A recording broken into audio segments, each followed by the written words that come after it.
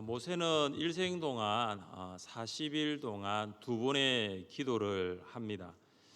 첫 번째 40일 기도는 기도가 기록된 본문은 모세가 40일 동안 시내산에 있었다고 기록되어 있습니다. 모세는 구름 속으로 들어가서 산 위에 올랐으며 모세가 40일 40야를 산에 있으니라. 첫 번째 기록을 보면은 모세가 시내산에서 40일 동안 있었다.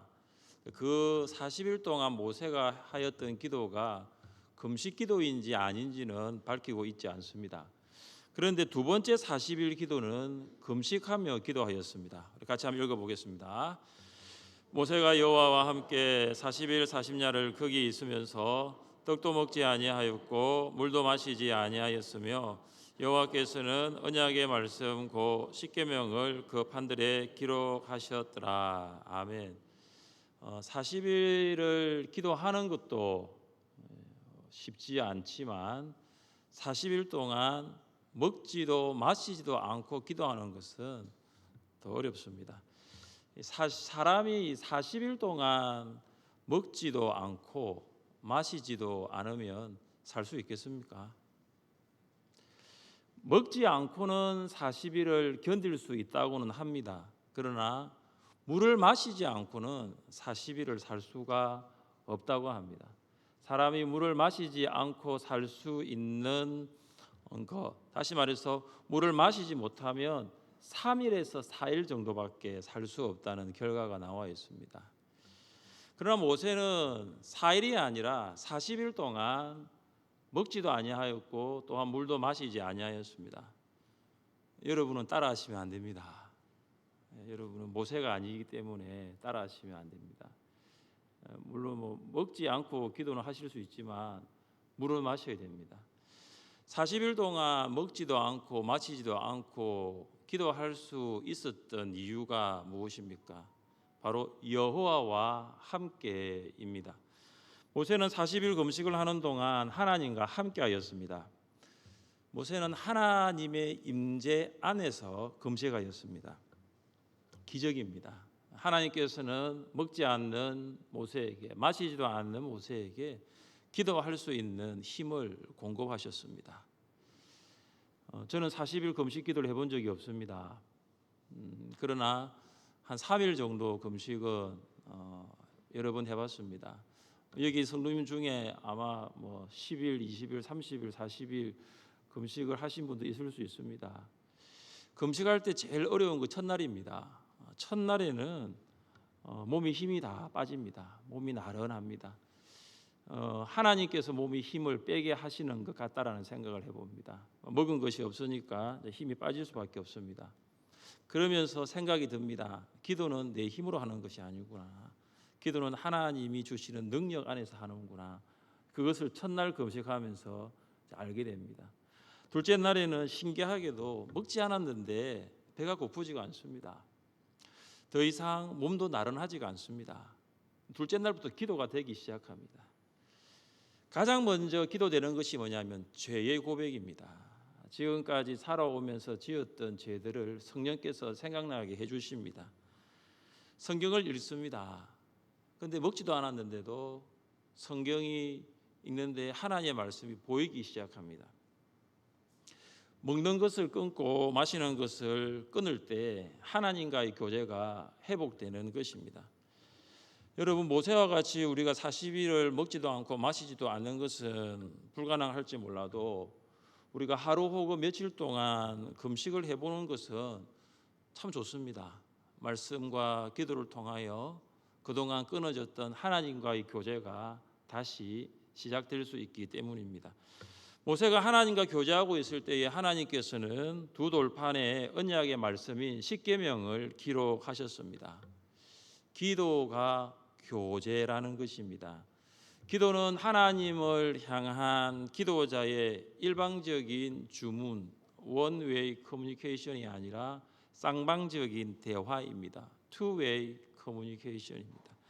하나님과 모세와의 대화는 일방적인 것이 아니라 쌍방적이었습니다. 모세는 하나님께 기도하고 하나님께서는 모세에게 말씀하셨습니다. 하십니다. 사람이 자기의 친구와 이야기함 같이 여호와께서는 모세와 대면하여 말씀하시며, 하나님과 모세와의 대화가 바로 친구와 친구가 만나서 이야기하는 것이라고 합니다. 기도는 교제이고 교제는 곧 대화인 것입니다.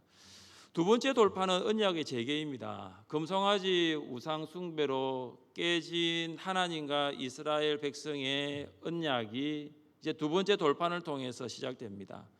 하나님과의 교제를 일방적으로 파기한 쪽은 이스라엘 백성이었는데, 이스라엘 백성과의 관계를 일방적으로 회복시키시는 분은 하나님이십니다. 오늘 본문에는 두 돌판을 손에 들고 시내산에서 내려오는 모세의 모습이 묘사되어 있습니다. 우리 29절 말씀을 함께 읽겠습니다.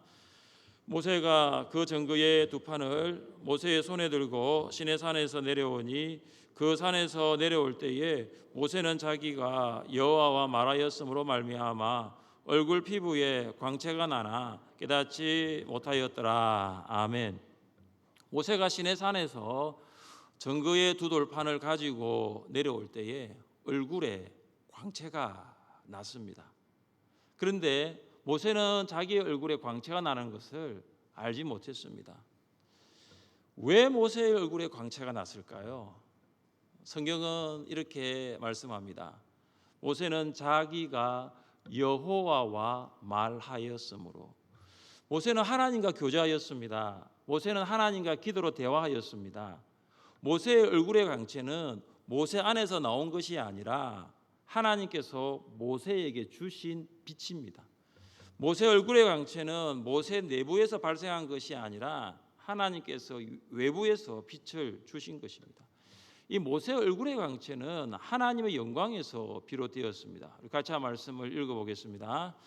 모세가 산에 오르매 구름이 산을 가리며 여호와의 영광이 시내산 위에 머무르고 구름이 여세 동안 산을 가리더니 일곱째 날에 여호와께서 구름 가운데서 모세를 부르시니라. 산 위에 여호와의 영광이 이스라엘 자손의 눈에 맹렬한 불같이 보였고. 아멘. 이 모세 얼굴의 광채는 시내산에서 빛난 하나님의 영광에서 비롯되었습니다. 모세가 두 돌판을 받기 위하여 시내산에 올라갔을 때 이미 하나님의 영광이 시내산에 머물렀습니다. 하나님께서는 모세를 영광 중에 부르셨고 모세는 하나님의 영광 가운데 거하였습니다. 성경은 모세가 첫 번째 시내산에 머물렀을 때 하나님의 영광 중에 있었다는 것을 강조합니다. 여러분 방금 읽었던 말씀이 첫 번째 40일 시내산에서 머물렀을 때의 모습입니다. 그러니까 첫 번째 시내산에 머물렀을 때 하나님의 영광 가운데 모세가 있었다는 것을 강조하고 있고, 오늘 두 번째 시내산에 머물렀을 때는 기도를 강조하고 있습니다. 하나님과의 대화, 교제인 기도를 강조합니다. 그래서 이 둘을 연결하면은 모세가 시내산에 머물렀던 이 둘을 연결하면 이런 결론에 다다르게 됩니다. 모세가 시내산에서 하나님과 기도하였을 때, 모세가 시내산에서 하나님과 교제하였을 때 영광이 모세에게 임하였습니다. 이렇게 보시면 됩니다. 모세가 다른 것으로부터 다 관계를 단절시키고 다른 것으로부터 다 단절시키고 오직 하나님과의 교제에 집중하였던 것입니다. 40일 동안 시내산에서 모세가 뭐 했겠습니까? 기도했습니다. 그러니까 기도할 때 하나님의 영광을 경험할 수 있는 거죠. 하나님의 영광은 바로 기도하는 곳에 임합니다. 여러분이 하나님의 영광을 경험하기를 원하신다면 기도하십시오. 누가복음의 저자 누가는 예수님이 기도하신 사실을 참 많이 기록했습니다. 그래서 누가복음의 주제들 중에 하나가 기도입니다. 변화산 사건은 이 공간복음에 다 나옵니다. 마태, 마가, 누가복음에 다 나오는데 이 누가복음에서는 특별히 예수님께서 변화산에 세 명의 제자를 데리고 올라가신 목적이 기록되어 있습니다. 마태복음과 마가복음에는 그냥 베드로와 야고보와 요한을 데리고 올라갔다고 했는데 누가복음에는 왜 예수님이 변화산에 올라가셨을까? 그 이유가 기록되어 있습니다. 같이 한번 읽어보겠습니다. 예수께서 베드로와 요한과 야고보를 데리고 기도하시러 산에 올라가사 기도하실 때에 용모가 변화되고 그 옷이 휘어져 광채가 나더라. 아멘. 산에 올라가셔서 광채가 옷에서 용모가 변화되고 휘어져 광채가 난 것이 아니라 변화산에 기도하러 가셨다는 것이고, 기도하실 때에 변화되었다는 것입니다. 광채가 나고 빛이 났습니다. 성경은 예수님께서 기도하신 내용이 무엇인가에 대해서 기술하지 않으니까 우리가 알 수는 없지만, 분명한 것은 예수님께서는 하나님과 교제의 시간을 변화산에서 가졌다는 사실은 분명합니다. 예수님 주변에는 늘 많은 사람들이 있었습니다. 때로는 수백, 수천, 수만 명의 무리들이 예수님을 따라다녔습니다. 이런 환경에서는 예수님도 하나님과 대화할 수 있는 환경이 되지 못합니다. 방해하는 거죠. 사랑하는 성도 여러분, 여러분이 하나님의 영광을 진정 경험하기를 원하신다면 하나님과의 교제의 시간, 대화의 시간을 가져보십시오. 모세처럼 40일은 아니더라도, 예수님처럼 변화산까지는 올라가지 못하더라도 하나님과의 대화를 집중시킬 수 있는 시간을 찾고 장소를 찾아보세요. 그리고 하나님과 깊이 있는 대화의 자리, 교제의 자리로 나아가 보십시오. 하나님과 교제를 시작할 때, 하나님과 대화를 시작할 때 그곳에 하나님의 영광이 임하는 줄 믿으시기를 바랍니다. 성도의 얼굴에 광채가 날 때가 언제일까요? 기도를 한 후에 광채가 납니다. 특별히 수요 성령 기도회가 끝나면 여러분 얼굴에는 광채가 납니다. 믿으십니까? 네. 가을 특별 새벽 기도의 사진이 교회 홈페이지에 올라와 있습니다. 분명히 그 새벽에 나오실 때는 어느 정도 이렇게 준비는 하고 나오셨겠지만은 낮에 출근하는 것처럼 준비는 안 하셨을 텐데, 제가 그 사진을 보니까 특색 사진에 다 빛이 나더라고요. 왜 빛이 날까요? 기도하셨기 때문이에요. 마스크로 절반의 얼굴이 가려져 있지만 기도하는 성도의 얼굴에 빛이 나는 거죠. 왜 빛이 납니까? 하나님께서 성도의 얼굴을 빛나게 하셨기 때문입니다. 여러분의 얼굴이 빛나기를 원하십니까? 사람들은 자신의 얼굴을 빛나게 하기 위하여 화장품을 사용합니다. 그것도 비싼 화장품, 고급스러운 화장품을 사용합니다. 여러분, 화장으로는 잠시의 얼굴을 빛나게 할 수 있지 몰라도 기도를 통해 주시는 하나님의 영광과는 비교할 수가 없습니다. 하나님의 영광을 경험하기를 원하신다면 기도하시는 여러분 되시기를 주님의 이름으로 축복합니다. 아론과 이스라엘 백성은 모세의 얼굴에 광채가 나는 것을 보았습니다. 그들이 보인 반응이 무엇입니까? 우리 30절 말씀을 함께 읽겠습니다. 아론과 온 이스라엘 자손이 모세를 볼 때에 모세의 얼굴 피부에 광채가 남을 보고 그에게 가까이 하기를 두려워하더니, 모세의 빛나는 얼굴에 대한 아론과 이스라엘 백성의 반응이 무엇입니까? 두려움입니다. 시내산에 올라가기 전에 모세의 모습과 시내산에서 내려오는 모세의 모습이 완전히 달랐어요. 이스라엘 백성은 모세의 얼굴에 빛나는 광채를 보고 두려웠습니다. 경외심에 사로잡혀서 모세에게 가까이 접근하는 것을 두려워하였습니다. 아론과 이스라엘 백성이 모세에게 가까이 오지 않자 모세가 아론과 지도자들을 먼저 부릅니다. 먼저 부르고 대화를 합니다. 이스라엘 백성들이 모세와 백성의 지도자들이 대화하는 것을 봅니다. 그 이후에 이제 모세에게 가까이 가기 시작합니다. 모세는 이스라엘 백성이 가까이 왔을 때 비로소 하나님께서 시내산에서 말씀하신 그 율법을, 하나님의 말씀을 이스라엘 백성에게 전합니다. 그리고 모세는 자기의 얼굴을 수건으로 가립니다.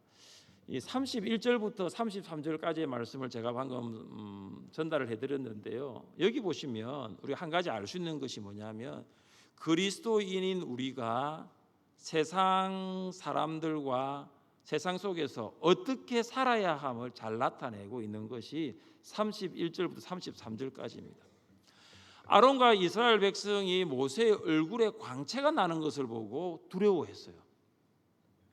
세상 사람들이 그리스도인을 보고 두려워할 수 있어야 됩니다. 이거는 그냥 무서운 것이 아니라 그들이 왜 두려워할 수 있느냐 하면은 우리 안에 빛이신 예수님이 계시기 때문입니다.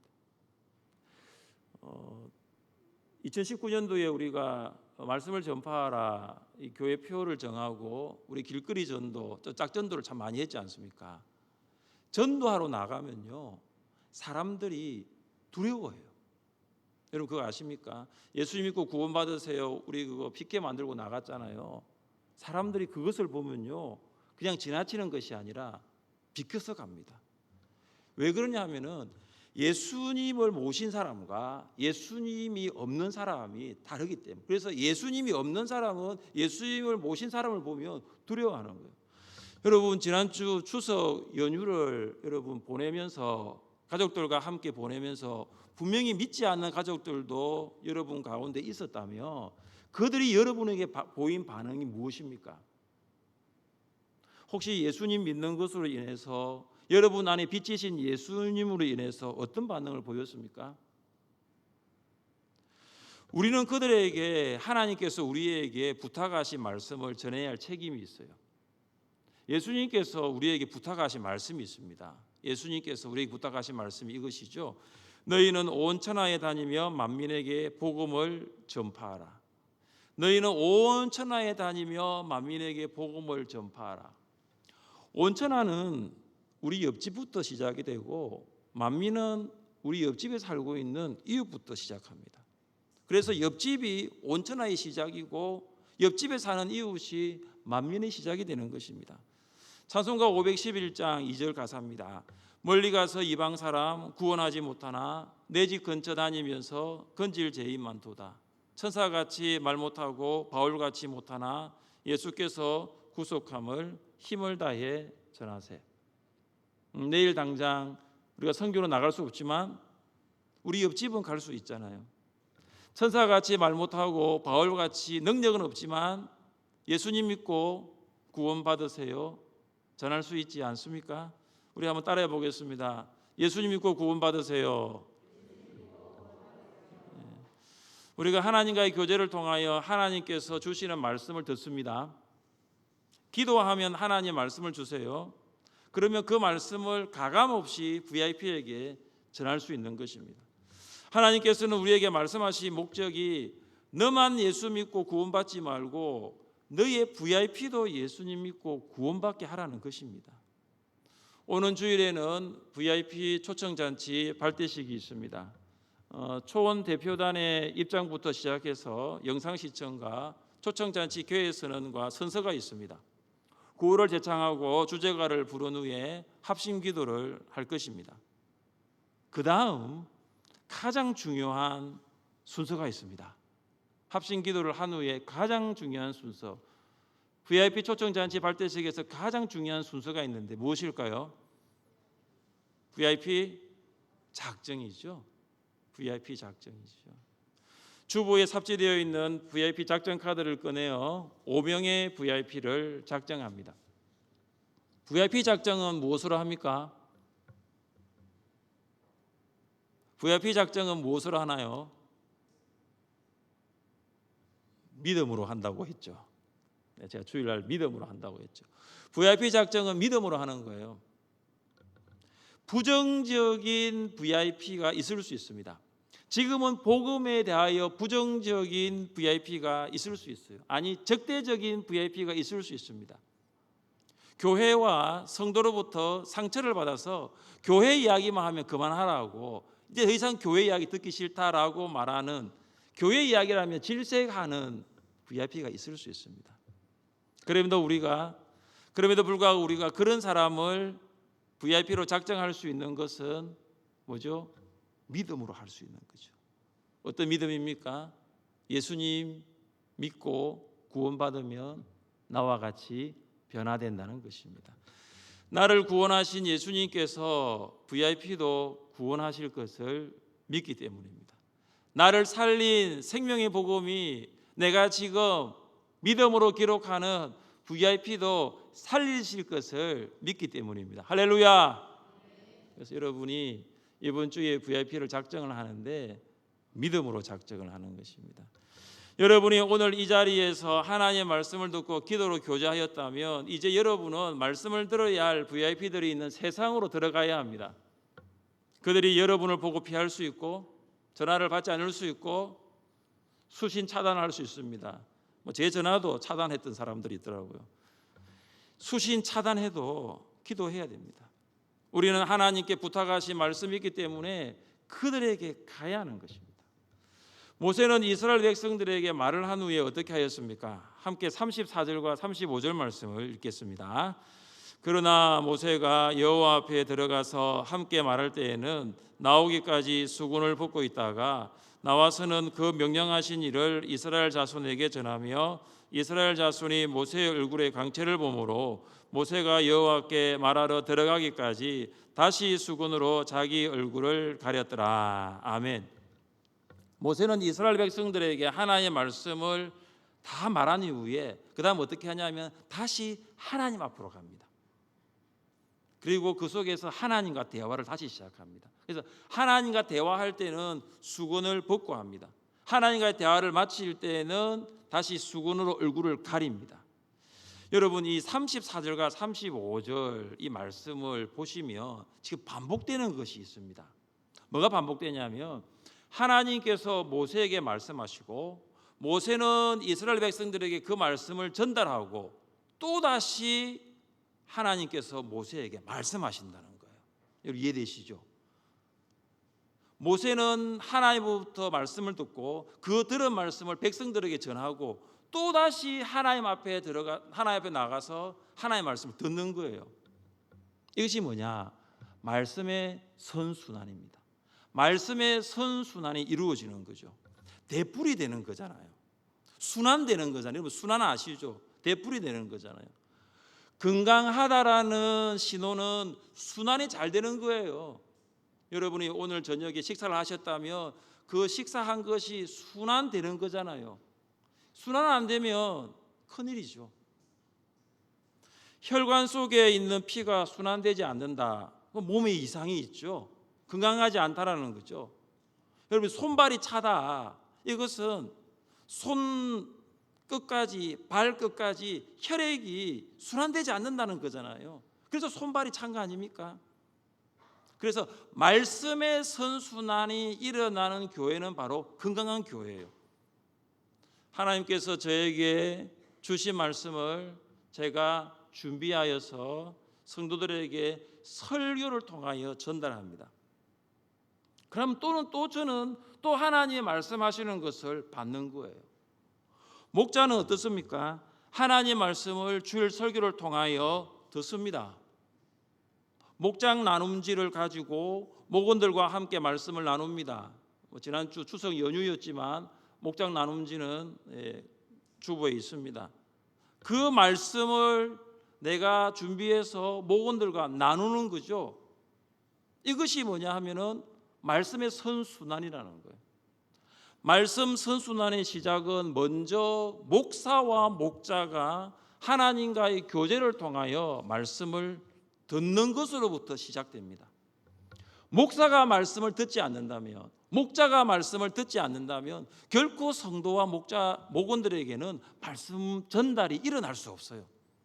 말씀의 선순환이 일어날 수 없는 것입니다. 목사와 목자가 모세가 40일 동안 시내산에서 하나님과 교제하였듯이 하나님과의 교제가 반드시 있어야 됩니다.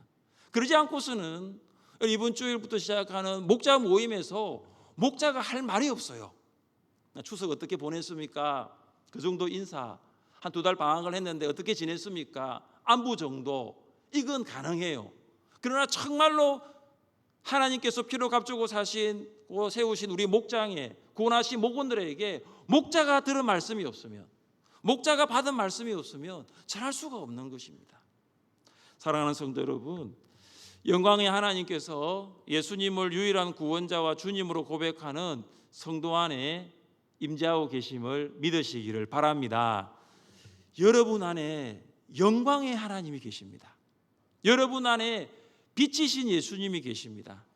세상 사람들에게 그 영광의 빛을 비출 수 있기를, 그 영광의 강체를 나타낼 수 있기를 주님의 이름으로 축복합니다. 우리 자리에